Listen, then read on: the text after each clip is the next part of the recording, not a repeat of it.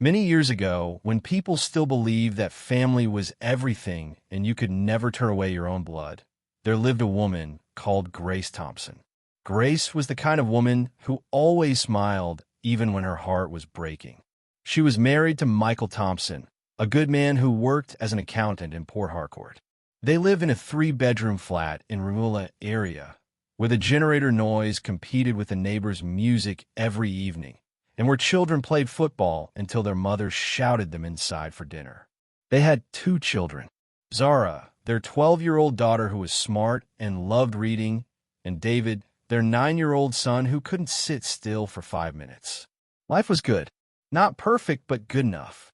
But what nobody knew, what Grace never talked about, was that her childhood had been hell. The past that haunts. Grace lost her mother when she was only 7 years old. Her father, a drunk who cared more about palm wine than his children, died 2 years later in a motorcycle accident.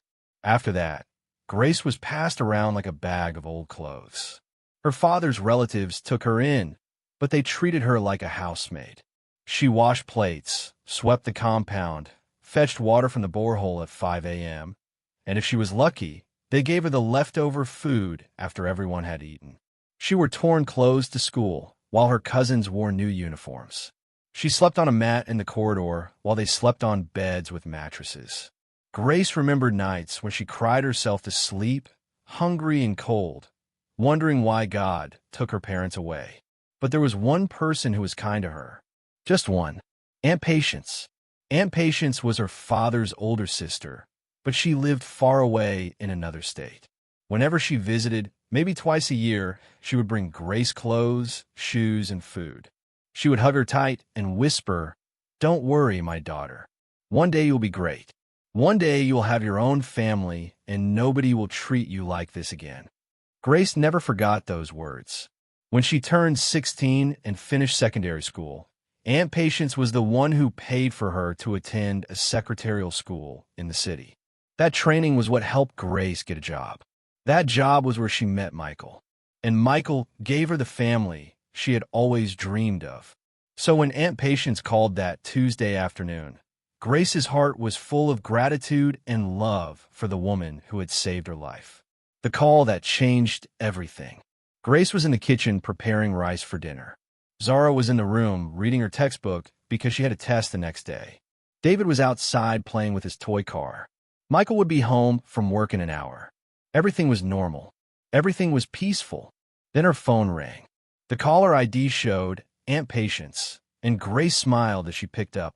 "Aunt Patience, good afternoon, Ma." "Grace, my daughter, how are you? How is my son-in-law? How are my grandchildren?" "We're fine, Ma. How are you? How is Uncle?" There was a pause. A heavy, uncomfortable pause. "Grace, your uncle is dead." The spoon Grace was holding fell into the pot of rice. "What? When? How?" 3 months ago, my daughter. He had a stroke. Just like that, he was gone. "Aunt, why didn't you call me? Why didn't you tell me to come for the funeral?" "Ah, my daughter. I didn't want to disturb you. You have your own family. You have your own problems. I just carried my cross and moved on." Grace felt terrible. "Aunt, I'm so sorry. I would have come. I would have. It's okay, my dear. That is why I'm calling you now. Grace, I need to come and stay with you for some time. Just small time, maybe 1 or 2 months. The house in Amwahia is too big and too lonely. Everywhere I look, I see your uncle's ghost. I just need to clear my head." Grace hesitated for only a second. How could she say no to the woman who saved her life? "Of course, Aunt. You are welcome. When are you coming?" "Actually, I'm already on the way. I'm at the park now. I will reach Port Harcourt by evening." "What? Today?" "Aunt, you should have told me earlier so I could prepare." "Prepare what?" "My daughter, I'm family. Family doesn't need preparation. Just tell Michael that his favorite aunt is coming with blessings." Before Grace could say anything else, the line went dead.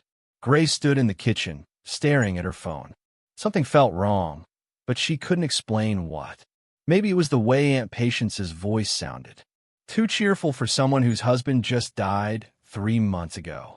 Or maybe it was the fact that she was already on the way without asking properly if it was okay to come. But Grace pushed those thoughts away. This was Aunt Patience, the woman who saved her. The least she could do was give her a place to rest. When Michael came home that evening, Grace told him about Aunt Patience's visit. Michael frowned a little. She's coming today? Right now? Yes. Her husband died, and she's lonely. She just wants to stay for a month or two. Michael sighed. Grace, you know I respect your aunt. But the last time she visited, she rearranged our entire house and told me I was getting too fat. Grace laughed. That's just how she is. She means well. Okay, if you say so. But please, make sure she doesn't start moving our furniture around again. The arrival. By 7 p.m., the compound gate opened and a taxi pulled up. Out came Aunt Patience, looking like she was attending a wedding instead of running away from grief.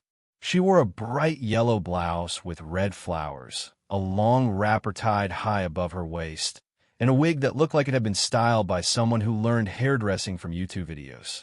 She dragged 2 big traveling bags and carried a nylon bag full of plantain.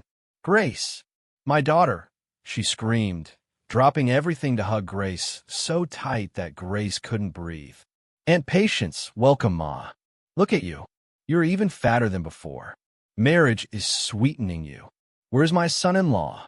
Michael came out, smiling politely. Good evening, Aunt. Welcome. Michael, my son. Come and hug me. You people have forgotten me. Finish. If I didn't force myself to come, you would have left me to die of loneliness in that village. And it's not like that. You're always welcome here. I know. Where are my grandchildren? Zara, David, come and greet your grandmother.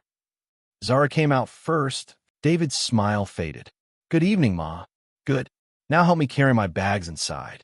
As they all went into the house, Grace noticed how Aunt Patience looked around like she was inspecting a hotel room. Grace, your sitting room is too dark. Why don't you people open the curtains during the day? You want to be living like bats. We open them, Aunt. It's just evening now, and this cushion chair, it's too old. You need to change it. It's smelling like wet goat. Michael coughed to hide his laugh. Grace just smiled nervously. After settling in, Aunt Patience came to the dining table where Grace had served rice and stew. She ate like someone who hadn't seen food in 3 years. 2 plates of rice, 1 big piece of meat, 3 pieces of plantain. Then she belched so loud that the neighbor's dog started barking. Grace, your food is sweet, but the stew is too watery. Stew is supposed to be thick like paint. If stew is watery, it means the marriage will soon be watery too. Michael nearly choked on his water. Grace just smiled. I will add more tomatoes next time, Aunt. Good. And another thing, don't let your husband eat too much at night. Look at his stomach. It's already growing like a woman who is 6 months pregnant. Aunt, Grace said, try not to laugh. I'm serious. Men, once they start eating well, they become lazy. They will just be sleeping instead of taking care of their wives properly. That night, after Aunt Patience had gone to sleep in the guest room, Michael turned to Grace in bed. Your aunt is something else. I know, but she's just like that. She means well. Grace, she called me fat. In my own house. Grace laughed and kissed his cheek. You're not fat. You're just comfortable. That's the same thing. She'll calm down after a few days. Just be patient with her. But Michael didn't look convinced. And deep down, Grace wasn't either. The chaos begins. The next morning, Grace woke up at 6 a.m. to prepare the children for school.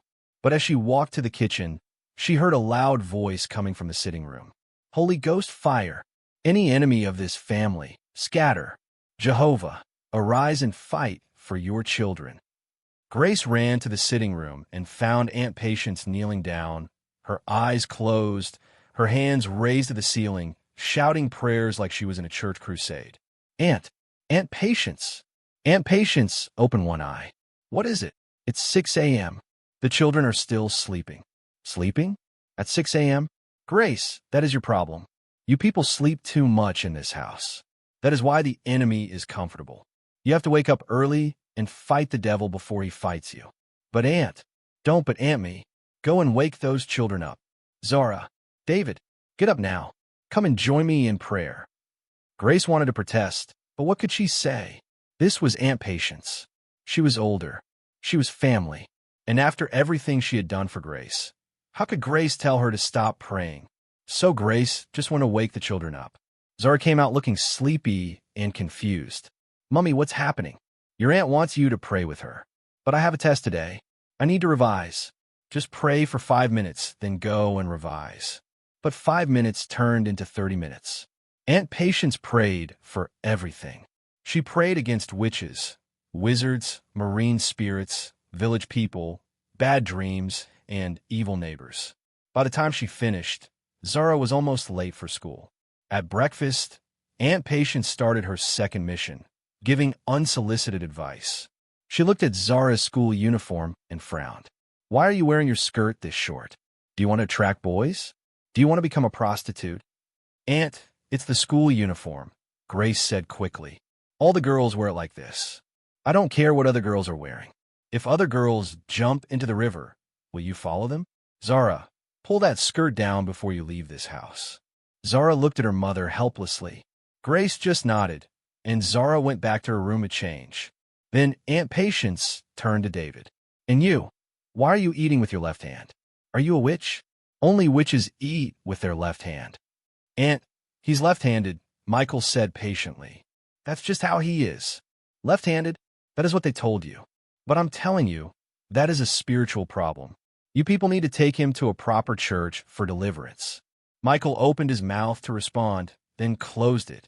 He looked at Grace, and Grace looked away. After the children left for school and Michael left for work, Grace thought she would finally have some peace. But Aunt Patience had other plans. Grace, come. Let me teach you how to rearrange your kitchen properly. The way you people are doing it now is wrong. The pot should be on this side, the plate's on that side, and the spices in this cupboard. But Aunt, I like it the way it is. That's your problem. You like things that are not correct. If you continue like this, your husband will divorce you. Aunt, I'm serious. A woman who cannot organize her kitchen properly cannot organize her marriage properly. By afternoon, the entire kitchen had been rearranged. Grace couldn't find anything anymore. The salt was where the sugar used to be. The onions were in the fridge. The plates were in a completely different cupboard. Grace wanted to cry, but she didn't. She just smiled and said, "Thank you, Aunt." That evening, Grace's best friend, Jennifer, came to visit. Jennifer and Grace had been friends since their secretarial school days. They told each other everything. They sat in the sitting room, chatting and laughing about old times when Aunt Patience came out of her room and sat down right between them. So you are Jennifer? The one that Grace talks about? Yes, Ma. Good evening. You're welcome. Do you know that when Grace first got married, she didn't know how to cook? The first soup she made for Michael was so salty that he had to drink 1 full bucket of water. Grace's face turned red. Aunt, that was a long time ago. But it happened.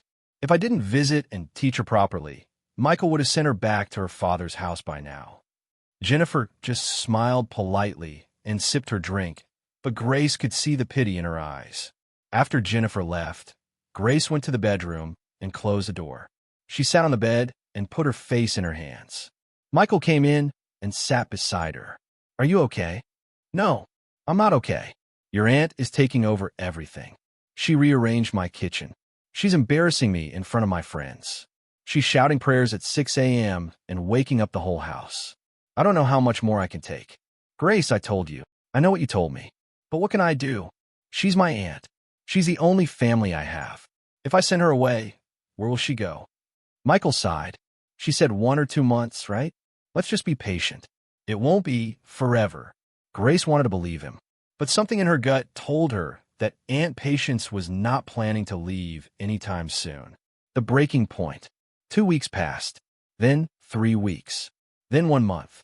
Aunt Patience showed no signs of leaving. In fact, she seemed to be settling in more and more every day. She had rearranged the sitting room furniture. She had changed the TV channels to her own preferences.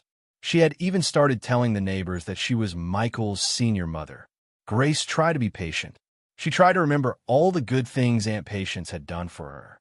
But every day, it became harder and harder. And then something happened that changed everything. It was a Thursday morning.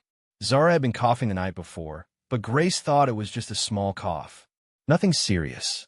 But that morning, at exactly 6 a.m., when Aunt Patience started her usual loud prayers, Zara started coughing violently in her room.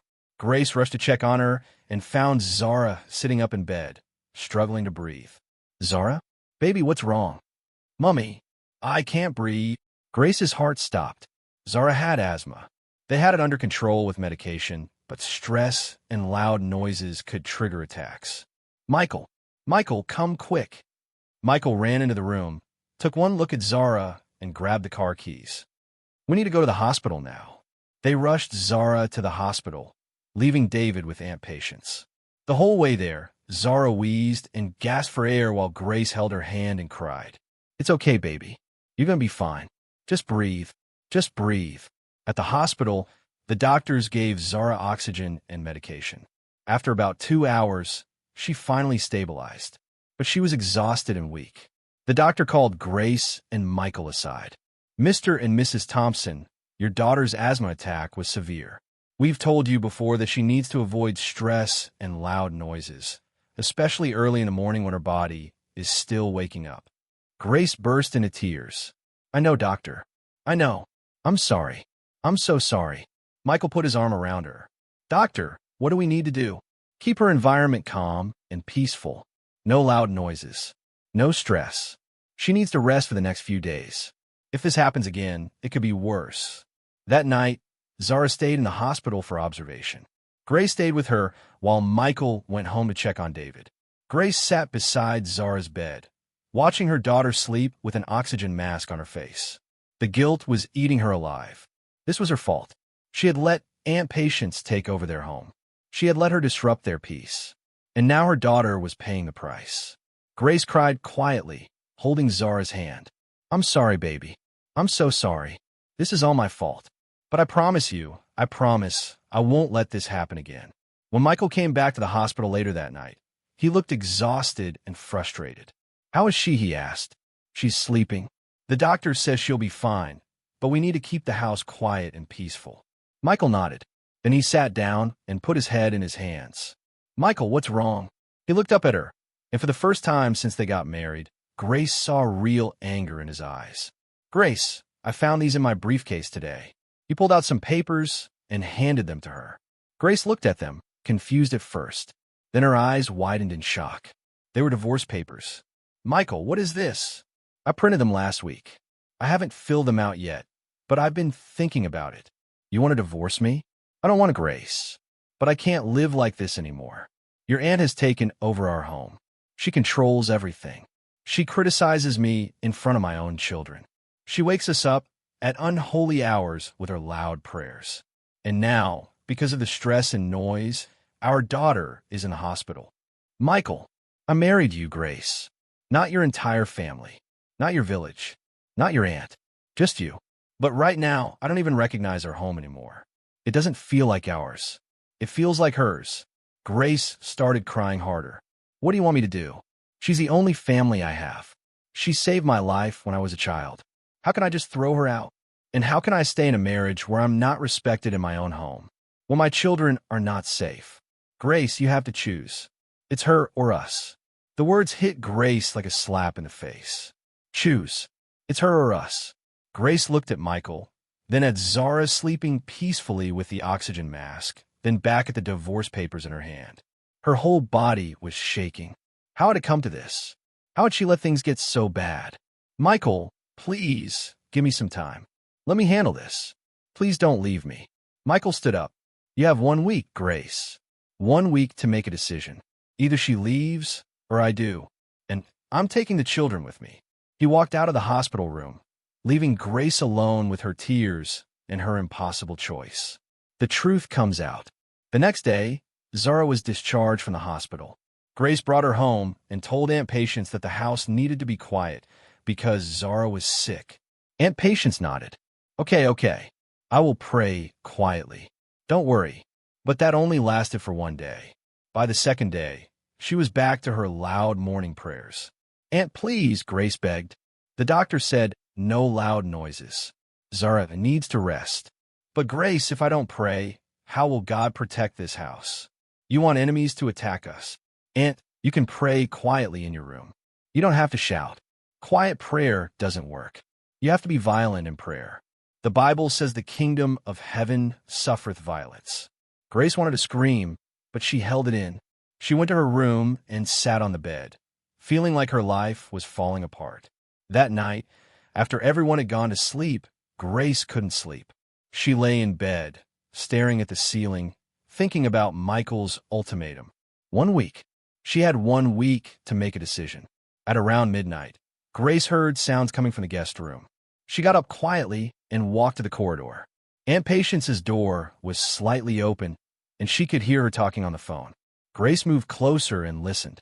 "Get my share of the money. I'll come back, and we'll finish the deal. Don't worry about the elders. I've been avoiding them. That's why I came here." Grace is too soft. "She won't ask me any D."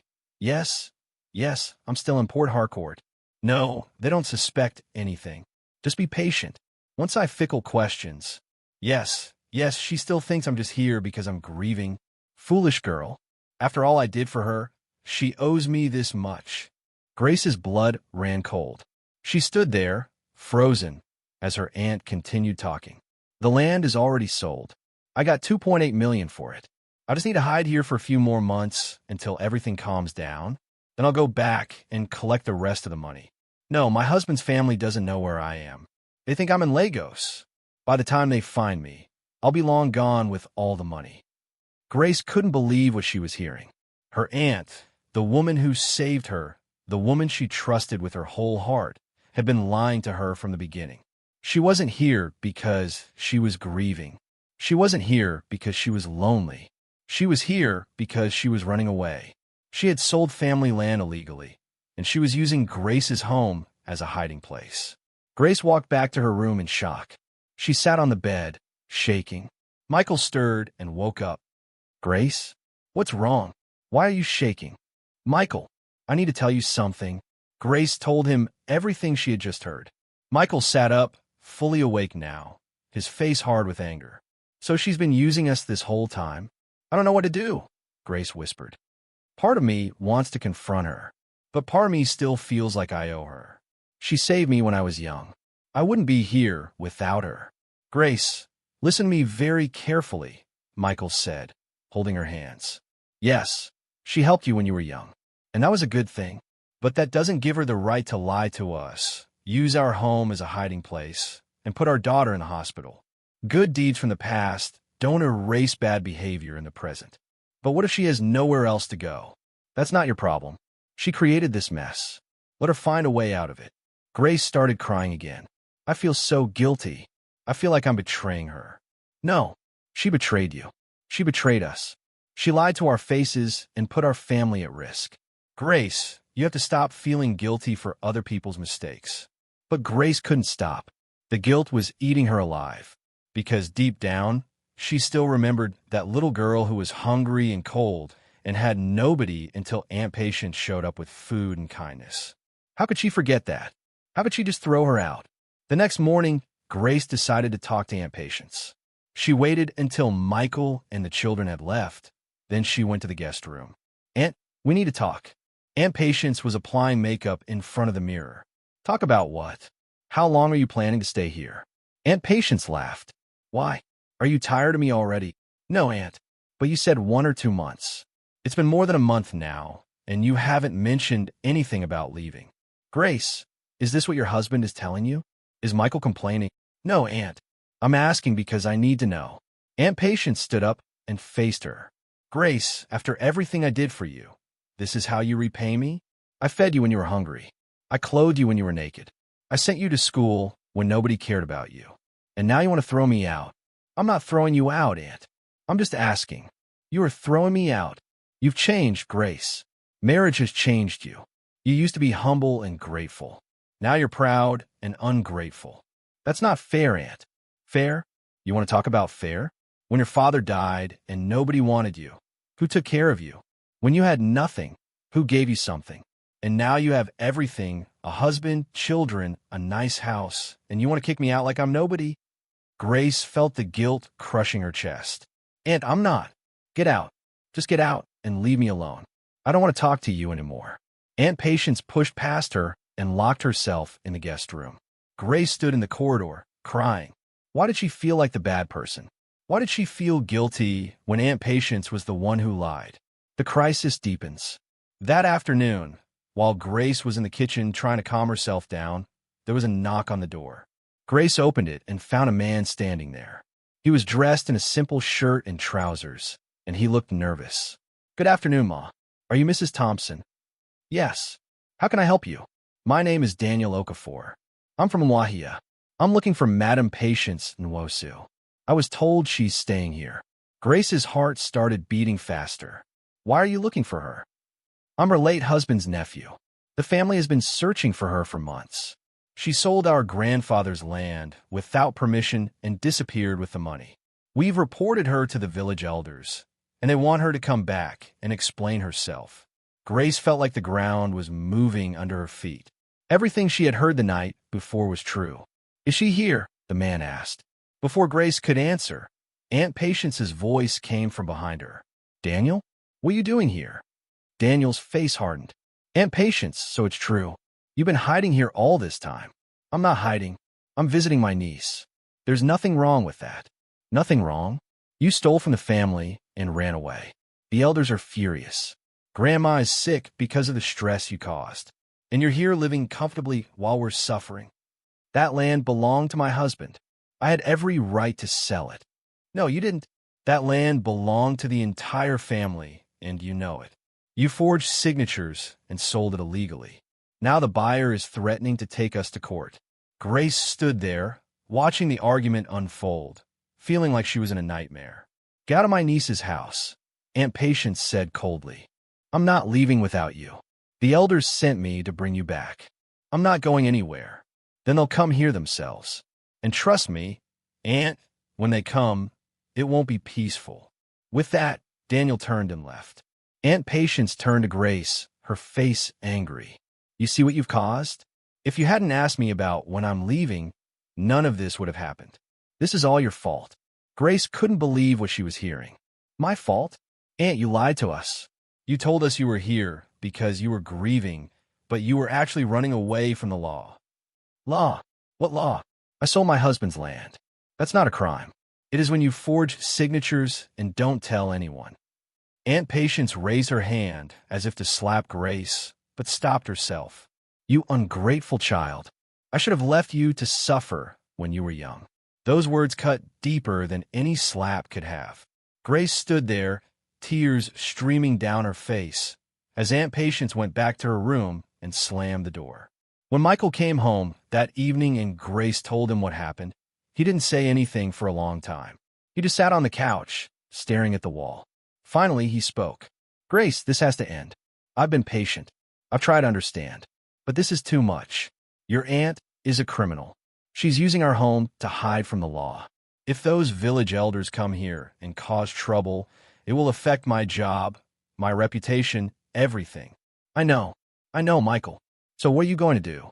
Grace took a deep breath. "I'm going to ask her to leave." "When?" "Tomorrow. I'll talk to her tomorrow." But that night, Grace couldn't sleep. She tossed and turned, thinking about everything. Part of her was angry at Aunt Patience for lying, but another part of her still felt that crushing guilt. Around 2 a.m., Grace got up and went to the kitchen to get some water. As she passed by the guest room, she heard something that made her stop. Aunt Patience was crying. Not loud, dramatic crying. Quiet, broken crying. The kind of crying that comes from deep pain. Grace stood outside the door, listening. "God, why? Why did you take him away from me? 42 years we were married, 42 years, and now I have nothing. Nobody, they all hate me. They think I killed him. They think I'm evil, but I just wanted to survive. I just wanted to have something of my own before I die. God, why does everyone I love leave me? Why am I always alone?" Grace felt tears running down her own face, because she understood that pain. She knew what it felt like to be alone and afraid. But then she heard Aunt Patience's voice change. "But I'm not going to let them win. I'm not going to let them take what's mine. That land was my husband's, and now it's mine. I'll hide here for as long as I need to. Grace is too weak to kick me out. She still feels guilty about the past. I can use that. I can stay here until everything blows over." And just like that, Grace's sympathy disappeared. Aunt Patience wasn't crying because she was sorry. She was crying because she got caught, and she was planning to continue using Grace's guilt to stay in their home. Grace walked back to her room, her mind made up. Tomorrow, Aunt Patience would have to leave.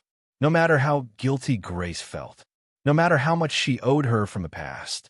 Tomorrow, this had to end. The confrontation. The next morning, Grace waited until Michael and the children left for work and school. Then she knocked on Aunt Patience's door. "Aunt, we need to talk. I don't want to talk to you. Aunt, please. Open the door." After a long moment, the door opened. Aunt Patience stood there, her face cold and hostile. "What do you want?" "Aunt, I need you to leave. Today."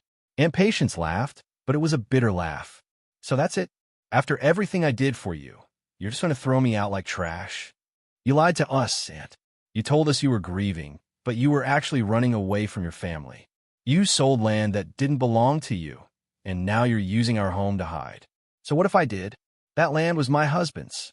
After he died, his family treated me like garbage. They accused me of killing him. Can you imagine?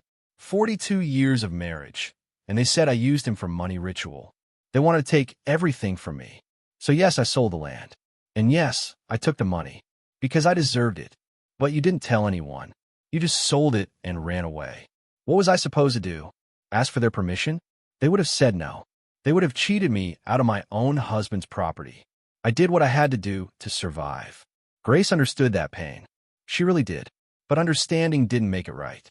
"Aunt, I'm sorry for what they did to you. I'm sorry you felt alone and cheated. But you can't drag us into your problems. My daughter was in the hospital because of the stress in this house. My husband wants to divorce me. My whole family is falling apart. And whose fault is that? Not mine. You're the one who's too weak to control your own home. You let your husband disrespect me. You let your children be rude to me. This is your fault, not mine." Grace felt something snap inside her. All the guilt, all the pain, all the years of feeling like she owed Aunt Patience, everything suddenly disappeared like smoke in the wind. "You're right, Aunt," Grace said, her voice quiet but steady. "I am weak. I've been weak my whole life. I let people treat me like trash when I was young because I thought I deserved it. And when you showed me kindness, I thought I owed you my whole life. But you know what I just realized? Kindness is not supposed to be held over someone's head forever. Kindness is not supposed to be used as a weapon to control people. You helped me when I was young, and I will always be grateful for that. But that doesn't give you the right to destroy my family now. That doesn't give you the right to lie to me, use my home as a hiding place, and make my daughter so sick she ended up in the hospital struggling to breathe. Aunt Patience, you need to leave. Today. Right now." Aunt Patience's face twisted with pure rage. "Fine, I'll leave. But mark my words, Grace Thompson. One day, when life becomes hard for you, when you need help, don't come looking for me. Don't call me. Don't expect anything from me. Because from today, you're dead to me. Dead." Those words should have hurt. Those words should have made Grace fall to her knees and beg for forgiveness. But they didn't. Because Grace finally understood something important that had taken her years to learn. Some people's love comes with too high a price. Some people's help is more like a prison sentence than a blessing. "I accept that, Aunt," Grace said calmly, her hands no longer shaking. "Please pack your things." Aunt Patience grabbed her phone with trembling hands and made a call, speaking in a low, angry voice that Grace could barely hear. After she hung up, she looked at Grace with pure hatred burning in her eyes. "They'll be here in 2 hours. Happy now? Are you satisfied that you've thrown your own family out into the streets like garbage?" Grace didn't respond. She simply turned and walked away, leaving Aunt Patience standing there alone. Those 2 hours felt like the longest 2 hours of Grace's entire life. She sat in the kitchen, her body shaking, her mind racing, wondering if she had done the right thing. The guilt was still there, sitting heavy on her chest like a rock that refused to move.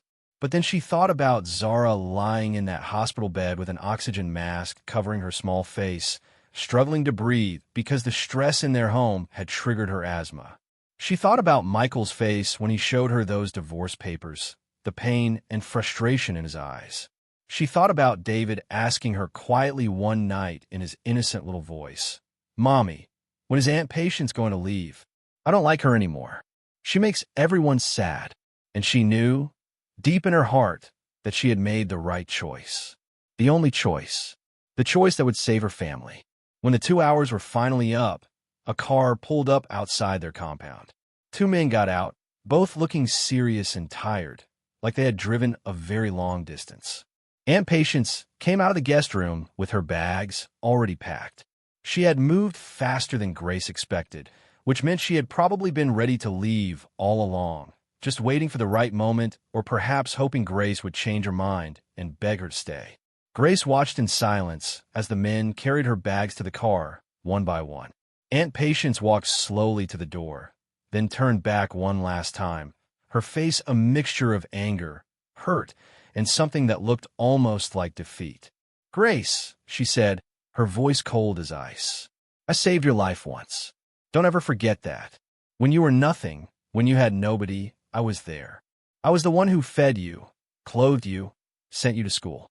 Everything you have today, you have because of me.